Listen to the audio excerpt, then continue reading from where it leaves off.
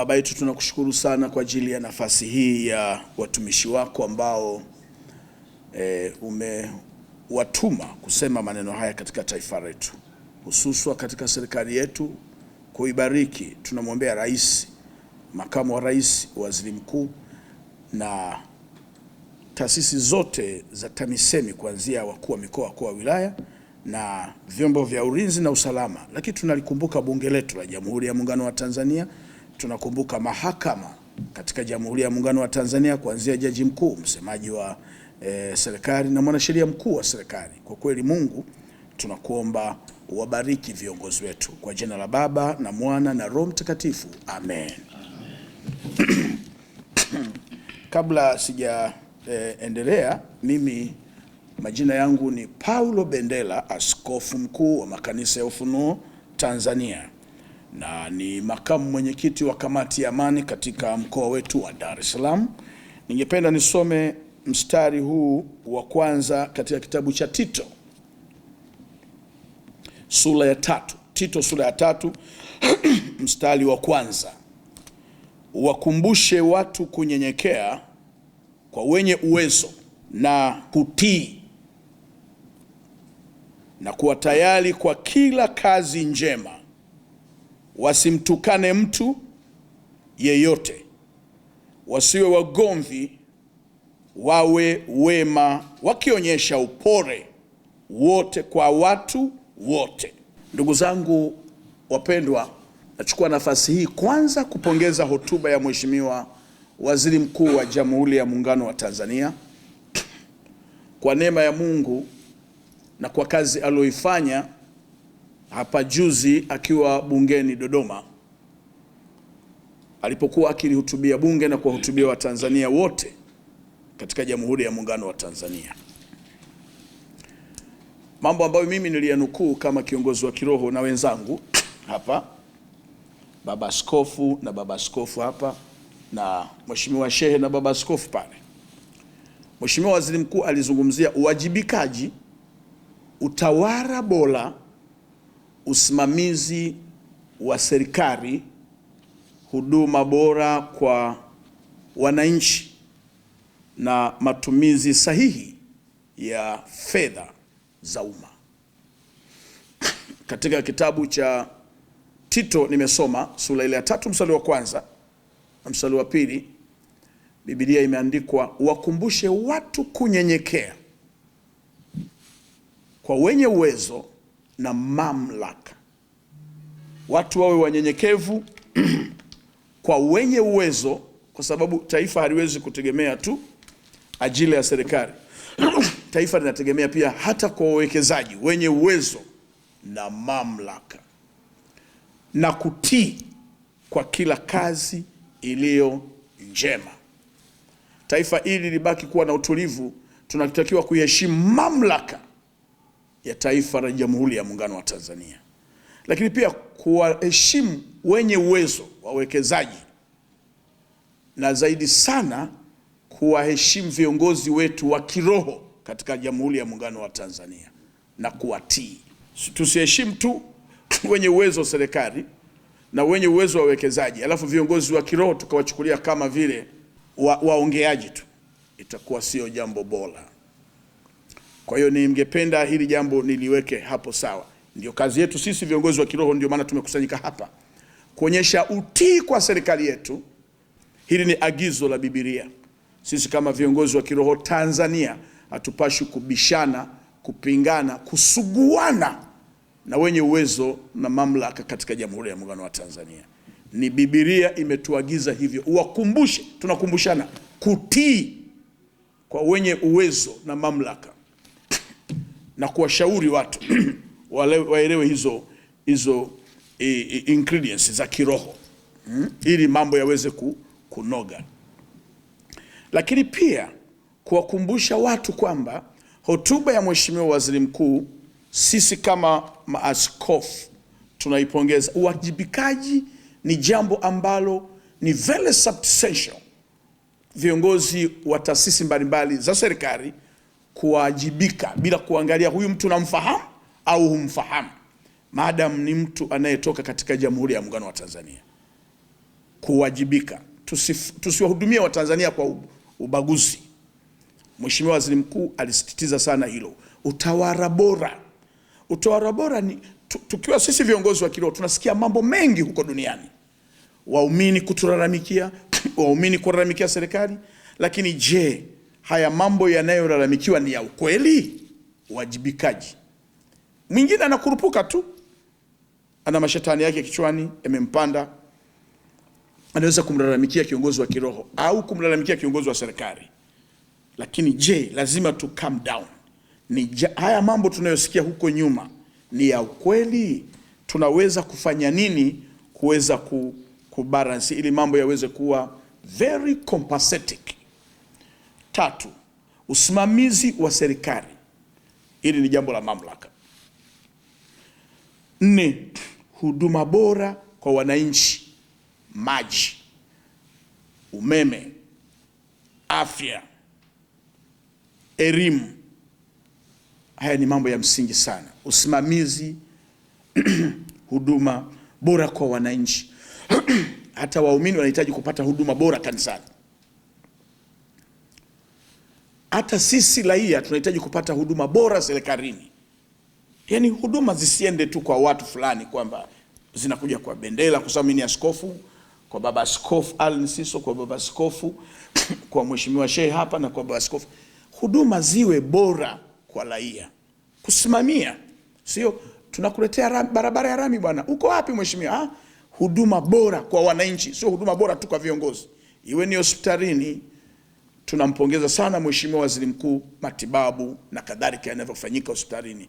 Mimi nimeuguza sana pale hospitalini. Mke wangu alishawahi kupata shida kwenye uvimbe tumboni. Alipata huduma bora na sikujitambulisha kama ni askofu. Ziboreshwe basi, ziboreshwe kuliko kufika kwenye ofisi ya kiongozi. Nataka chumba, mwingine ana uwezo wa kulipia chumba mgonjwa wake atibiwe kwenye private room. Unaambiwa ngoja tuulizie kwanza. Kichumba kiko wazi, hakina mtu. Unaulizia mtu ambaye hajafika, unataka kuweka, kuna mtu alishaweka appointment. Hicho kitu Mheshimiwa Waziri Mkuu amesisitiza huduma bora kwa wananchi. Matumizi sahihi ya fedha. Hili ni jambo ambalo ni very substantial, very essential. Huduma bora na matumizi bora ya fedha. Jamani, hakuna mtu asiyotaka fedha. Hakuna mtu asiyotaka kutumia vizuri fedha. Hakuna mtu asiyotaka luxury. Lakini magari yanayonunuliwa, yanayosambazwa kwa viongozi wa serikali ni hitaji, ni takwa la Watanzania. Mheshimiwa Waziri Mkuu amesisitiza sana huduma, matumizi sahihi ya fedha. Ni sahihi huyu apate VAT ya milioni 400. Ni sahihi, ni takwa la eneo hilo. Hawezi kupewa Noah, hawezi kupewa Rufadi. 400 ndio hitaji hilo, ni hitajio la Watanzania kwenye eneo hilo linalopelekwa gari la milioni 400. Kwa hiyo haya mambo ni muhimu sana tuyazingatie. Tuheshimu hotuba za viongozi. Sisi kama viongozi wa kiroho tumesimama hapa kupongeza hotuba ya Mheshimiwa Waziri Mkuu. Mwenyezi Mungu ambariki. Lakini pia tunampongeza Mheshimiwa Rais wa Jamhuri ya Muungano wa Tanzania Daktari Samia Suluhu Hassan kumteua kijana mahiri mpambanaji kama Dr. Mwigulu Lameck Nchemba. Kwa namna anavyoisaidia serikali ya Jamhuri ya Muungano wa Tanzania. Amefanya kazi kubwa, anafanya kazi nzuri, tunapongeza, na Watanzania waipokee hivyo na wawe na amani na serikali yao. Mwisho, kama askofu kwenye sikukuu hii ya Pasaka. Sikukuu ya Pasaka ni sikukuu muhimu ya kukumbuka kuzaliwa kwa Yesu Kristo na kuteswa na kufufuka kwake. Alipokuwa msalabani alisema, Baba uwasamehe hawajui walitendalo. Ninawaombea msamaha watu wote ambao yawezekana wameiumiza serikali yetu, waliokimbia nchi. Mheshimiwa Rais na serikali yake akumbuke hilo, kwamba sisi kama viongozi wa dini na viongozi wa kiroho tunamuomba, ikimpendeza, kama kuna watu walikimbia nchi ya Tanzania kwa sababu za kisiasa, awarehemu na kuwasamehe, warudi na kutumikia taifa lao. Na kama kuna watu walimuumiza Mheshimiwa Rais na serikali yake, wamefungwa awasamehe na kuwarehemu, na kwa mamlaka yake anaweza kuelekeza chochote ili warudi na kuwatumikia Watanzania. Sisi kama viongozi wa kiroho tuko radhi na tuko tayari kumwona mtu yeyote na kumshauri endapo serikali itatupa idhini hiyo. Mungu wetu awabariki sana. Kwa jina la Baba na Mwana na Roho Mtakatifu, amen. Kwa jina naitwa Allen Siso, ni askofu wa kanisa la Methodist Tanzania jimbo hili la Dar es Salaam, lakini pia ni katibu mkuu wa kanisa hili la Methodist Tanzania. Lakini kwa Dar es Salaam ni makamu mwenyekiti wa kamati ya amani wilaya ya Kinondoni, viongozi wa dini. Kwa hiyo ninayo furaha sana kupata nafasi hii ya kusema machache kama kiongozi wa dini, lakini kama mzalendo wa Tanzania katika nchi yangu iliyobarikiwa na Mungu, hasa ninapoyaona yale yanayoendelea ya kutia moyo tunapoendelea na maisha yetu katika nchi yetu hii. Kupitia hotuba ya Waziri Mkuu wa Jamhuri ya Muungano wa Tanzania, mioyo ya Watanzania imefarijika. Binafsi ninajitokeza hadharani kupongeza yale yote yaliyonenwa na Mheshimiwa Waziri Mkuu wa Jamhuri ya Muungano wa Tanzania. Yamefungua mioyo, yamerudisha imani, yameleta matumaini. Hata wale waliokuwa wamekata tamaa, kwa kupitia hotuba hii na imani, kila mmoja ana imani ya kwamba sasa nchi yetu itakaa salama na itakwenda kama ambavyo wengi tunavyotarajia. Kwa habari ya uwajibikaji, hili ni neno la kibiblia. Hata Mungu mwenyewe amesema asiyefanya kazi na asile. Kwa hiyo kila mmoja katika kuiletea nchi hii maendeleo, kila mmoja mahali pake ni lazima awajibike. Walioko serikalini, walioko kwenye taasisi binafsi, hata nasi viongozi wa dini mahali petu, kila mmoja akiwajibika kwa kusudi la kuiletea nchi hii maendeleo, nchi hii itainuka na kusonga mbele, na Watanzania tukafurahia ile amani na maendeleo yanayoonekana katika nchi yetu. Utawala bora. Inawezekana mioyo ya wengi iliumizwa, lakini kiongozi wa nchi, kiongozi wa serikali anapotamka habari ya utawala bora, tunaamini kitakachoendelea ni kuona amani na utulivu, haki kila mahali ambapo Mtanzania anatamani kupokea. Kupitia tamko hili, Watanzania tuondoe hofu, mashaka, na wale walio kila mmoja katika nafasi yake alitimize neno hili lililotoka kinywani kwa Mheshimiwa Waziri Mkuu wa Jamhuri ya Muungano wa Tanzania. Kila mahali pawe na huduma inayostahili kwa ajili ya manufaa ya Watanzania. Lakini usimamizi wa serikali, hawa ni viongozi wa serikali. Kwa hiyo wote walioko serikalini wamesikia, na huyu ni kiongozi wetu aliyechaguliwa na mamlaka kamili ya nchi hii, na tunaendelea kumpongeza rais wetu wa Jamhuri ya Muungano wa Tanzania.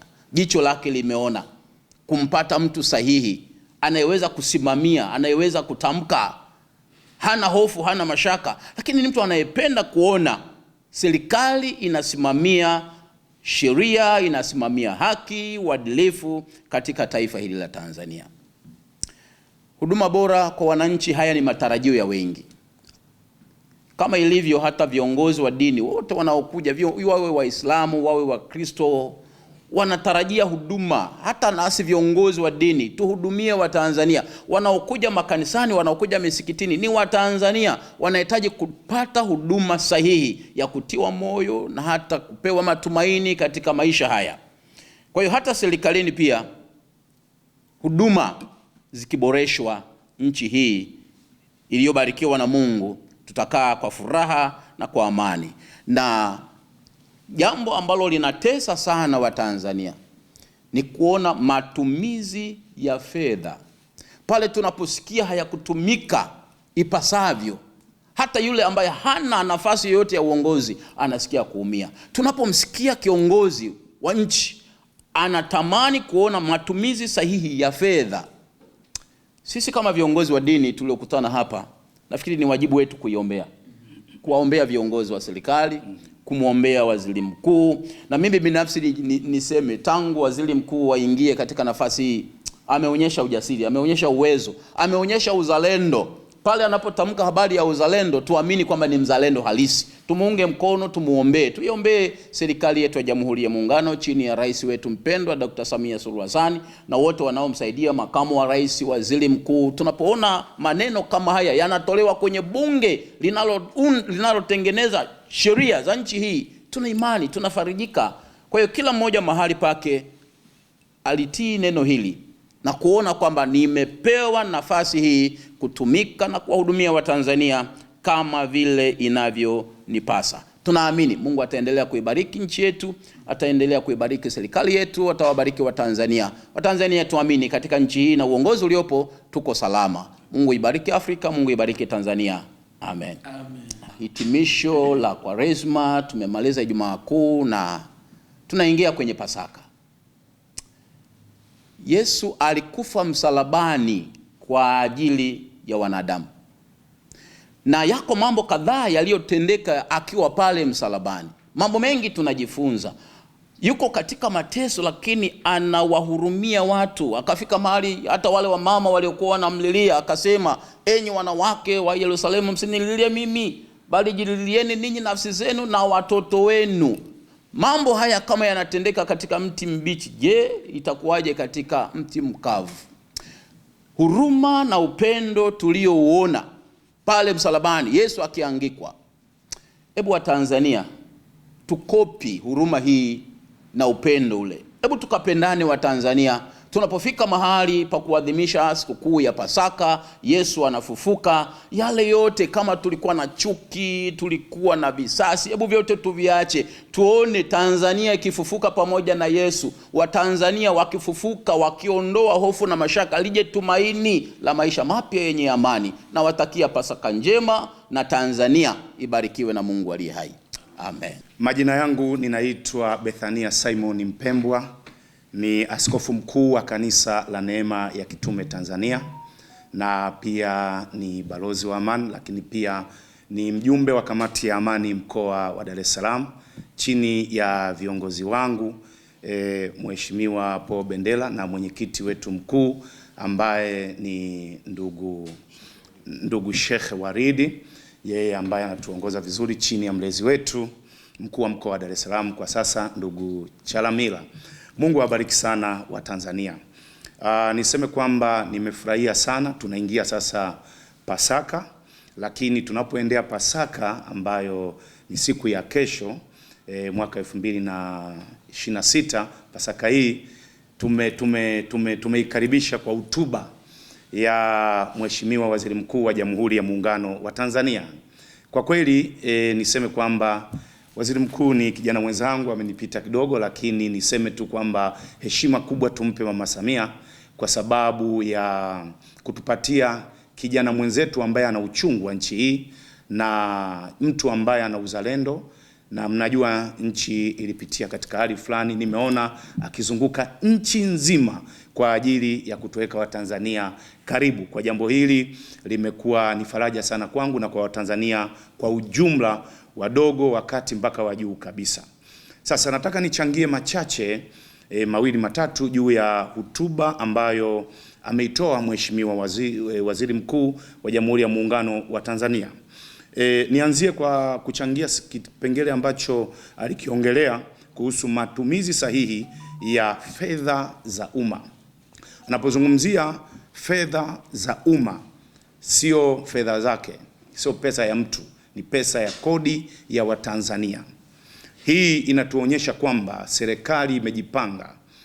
Hii serikali ya awamu ya 6 kipindi hiki cha pili imejipanga kuhakikisha kila shilingi ya mlipa kodi inasimamiwa na inakwenda kwenye matumizi yaliyokusudiwa na serikali yetu ya Jamhuri ya Muungano wa Tanzania. Jambo hili limeleta faraja kwangu, lakini na kwa Watanzania wengi, kwa sababu sisi kama maaskofu tunaongea na watu wa kada mbalimbali na wanafurahia kuisikiza ile hotuba na wanasema kwa hakika imetufariji. Hili ni jambo la kupongeza sana, kwa sababu tunasikia minong'ono ya hapa na pale, mmoja, wawili, watatu wanaongea kwamba wakati mwingine wakubwa fulani wanakuwa wanajinufaisha ama watu fulani wanajinufaisha. Hali kama hizo zikiwa zinaongewa, zinaleta huzuni kwenye mioyo ya Watanzania, kwa sababu kuna neno tunasema mtenda na mtendewa. Wakati kiongozi anaomba achaguliwe, yeye anakuwa ni mtendewa na wananchi, na wengine wananyenyekea mpaka wanapiga magoti. Lakini ikifika wakati ameishaapishwa, yuko madarakani, aidha hata mjumbe wa nyumba kumi, mwenyekiti wa serikali ya mtaa, awe ni mbunge, awe ni waziri, awe ni rais, akishaapishwa yeye ndio anakuwa mtendaji, anakuwa ndio mtenda. Sasa sisi ni watendewa. Kwa hiyo hawa watendewa wanaposikia habari kama hizi kwamba sasa fedha zao zinasimamiwa vizuri, wanajisikia faraja. Kwa kweli nipongeze sana kwa jambo hili ambalo limeweza kusemwa katika hotuba ya Mheshimiwa Waziri Mkuu. Lakini swala uwajibikaji limetajwa nalo, jambo la faraja sana. Hakuna mahali popote, iwe kwenye familia, iwe kwenye kijiji, iwe wilaya, mkoa, nchini hasa, kama hakuna uwajibikaji, kila mtu anafanya kivyake. Kila mtu anafanya kivyake. Nyie mnajua chama ni hiki, lakini kinahitaji tu uwajibikaji. Serikali ni hii, watu ni hawa, lakini tofauti zetu ni kariba, kwamba huyu ana kariba ya kuto kuwajibika, huyu ana kariba ya uwajibikaji. Tunapozungumzia serikali, tunazungumzia dominion, mfumo ni watu, huyu na yule, mama, baba, nani, wote kwa pamoja ni mfumo. Sasa mfumo huu usipokuwa na dhamira moja ya uwajibikaji kwa wananchi, ina maana ya kwamba sisi tutafeli na wananchi wataichukia serikali yao na wataona haifai na watajilaumu. Of course kila utawala hauwezi kupendwa na kila mtu, kwa sababu wewe sio fedha. Of course na wewe pia ni mwanadamu, na mwanadamu yoyote ukimtafuta kwa mabaya utampata, kwa sababu ni binadamu. Ukimtafuta kwa mazuri utampata. Atafutaye huona, Biblia inasema. Lakini kwa asilimia kubwa hii hotuba imetoa matumaini makubwa kwa kweli kuelekea dira ya mwaka 2050 huko. Dira yake kwa jinsi ambavyo imewekwa inaonyesha matumaini. Tanzania ya kipekee inakwenda kutokea Afrika. Lakini nataka nichangie katika hotuba swala la usimamizi wa serikali.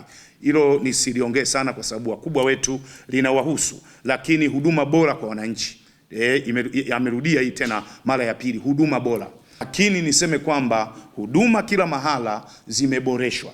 Sasa tunapozungumzia hospitali, kwa maana Wizara ya Afya, tunapozungumzia masuala ya miundombinu, kwa maana ya kwamba barabara, umeme, kwenye nchi yetu ni muhimu sana. Hivi vitu vyote vinavyoongelewa hapa, kimsingi kabisa anayetakiwa kufurahishwa ni mwananchi, badala ya yule ambaye amechaguliwa kujifurahisha mwenyewe pekee. Nchi nyingi ambazo kumetokea vurugu na machafuko, mara nyingi sana ni kwenye masuala ya uchumi, kwenye masuala ya dini, na nashukuru Tanzania hiyo hatuna kabisa, imekufa. Kwenye masuala ya ukanda, kwenye masuala ya ukabila, nashukuru hiyo Tanzania hatuna kabisa. Lakini kwenye hali ya kiuchumi tunahitaji kwa kweli kutiana moyo, kwa sababu kusiwe na gepu kubwa. Lakini na wale wakubwa wetu wanaotuongoza ni vizuri Mungu awasaidie hata saikolojia ndogo tu ya kimaisha na utawala, kwa wachache, kwamba basi hata ukiwa wewe umefanikiwa, chombo kizuri, gari zuri, mafanikio mazuri, una maviwanda, una hiki, basi angalau wapunguzie stress wananchi wa kawaida kwenye mitandao, kwa sababu nao ni binadamu. Wanapoona wewe mwenzetu una gari la bilioni, yeye hata baskeli au hata chakula cha siku hana, hii basi unakuta inamletea simanzi na kuona kwamba tumeweka watu ambao wanajinufaisha wenyewe kwenye familia zao na wao wenyewe. Niseme tu kwamba Mungu aibariki Tanzania, Mungu aibariki Afrika, Mungu aibariki kanisa la Tanzania. Na tunapoendea Pasaka hii, Pasaka imebeba mambo makuu kama mawili matatu. Moja ni ukombozi wa wana wa Israeli, wale wateuliwa. Unaona, waliambiwa wachinje, waweke damu kwenye mimo ya milango. Ni ukombozi, wasife, wasiangamie. Kunapotokea mauti inaumiza nchi, inaumiza Mungu. Hiyo moja. Lakini pili, tunaona kwamba Pasaka ya Agano la Kale ni tofauti na Agano Jipya. Agano Jipya, Pasaka wetu sio kondoo mnyama wale waliopewa na Waisraeli, Musa na Haruni wakapewa wachinje, waweke kwenye milango, aliyo safi. Sio huyo. Hiyo ni ya Waisraeli na inawahusu wao. Lakini sisi Pasaka wetu, Biblia inasema ni Yesu Kristo. Yesu Kristo mwana wa Mungu aliye hai, yeye ndio Pasaka wetu. Sasa tunamwangalia huyu Pasaka wetu, Bwana wetu, mkombozi wetu Yesu Kristo. Kabla hajachinjwa ama hajafa, kwa mfano wa Agano la Kale walivyochinja yule mwana kondoo, kuna maneno machache aliyasema. kabla hajakata roho. Moja, alimtegemea Mungu mpaka saa ya kufa. Alimuita Mungu akasema Eloi Eloi lama sabakitani. Maana yake Watanzania tuhakikishe tunamtegemea Mwenyezi Mungu kwenye maisha yetu. Lakini kabla ya jafa alisema naona kiu. Ilikuwa ni kiu cha kukomboa dunia. Tuwe na dhamira njema viongozi na kila Mtanzania. Wewe Mtanzania ndio mwenye nchi yako. Uwe na dhamira njema ya kuifanya nchi yako iwe na amani. Mwisho alisema Baba uwasamehe hawa kwa kuwa hawajui walitendalo. Ndugu zangu wapendwa, hakuna jambo kubwa katika maisha. Hakuna jambo kubwa katika maisha kama msamaha. Msamaha. Kuna watu wamekuwa sana kwenye msamaha kama Yesu. Hata kama hajaombwa msamaha, ana release msamaha, anaachilia. Pasaka hii ni vizuri sana ndugu zangu wapendwa, tusameane, tutoe vinyongo. Watu wameumia kwenye familia, wanaumizana mke na mume, watu wanaumizana kwenye makazi, watu wanaumizana sehemu mbalimbali, hata kwenye nchi. Naweza akaongea mwenzangu huyu akawa hajafurahi, ukasikiza hotuba ya mtu hujafurahia, hicho ni kinyongo. Tusameheane. Msamaha ndio unaleta watu tena upya pamoja. Maana yake unajutia kwamba kwa nini tugombane, tunaachia msamaha. Hakuna kosa ambalo alisamehewi. Tuwasamehe viongozi wetu, kama kuna mahali wamekosea, walitudanganya wakasema tutachimba kisima, tutaleta barabara, hawajaleta. Tuwasamehe, lakini na sisi pia tuwasamehe watu mbalimbali ambao wanatuhusu. Asante sana. What God can do, no man can do. Amen. Kwa jina naitwa Alhaj Othman Mkambaku. Mimi ni naibu katibu mkuu wa kamati ya amani ya viongozi wa dini wa madhehebu mbalimbali mkoa wa Dar es Salaam. Lakini pia ni mjumbe wa halmashauri ya BAKWATA mkoa wa Dar es Salaam. Lakini pia ni afisa mahusiano wa BAKWATA makao makuu.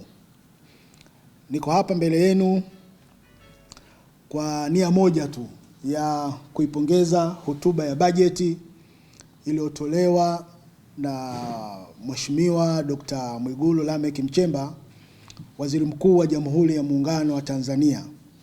Kwa kweli hotuba yake ilikuwa ni nzuri na alikuwa na vipaumbele vyake, ila mimi nimevutiwa zaidi na kipaumbele chake cha mwisho hichi alichozungumzia matumizi sahihi ya fedha za umma. Matumizi sahihi ya fedha za umma ndio msingi wa maendeleo. Serikali inayo mipango mizuri sana kwa ajili ya maendeleo ya wananchi na nchi kwa ujumla.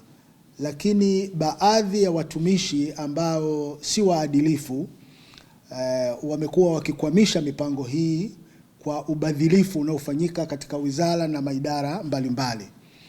Kwa hiyo ni muombe Mheshimiwa Waziri Mkuu, namjua kwamba ni mtu mzalendo, ni mtu anayependa nchi yetu, ana uchungu mwingi sana na nchi yetu, na amekuwa akizunguka nchi nzima halali, akizunguka huku na kule kwa ajili ya kusimamia maendeleo ya Tanzania na ya Watanzania.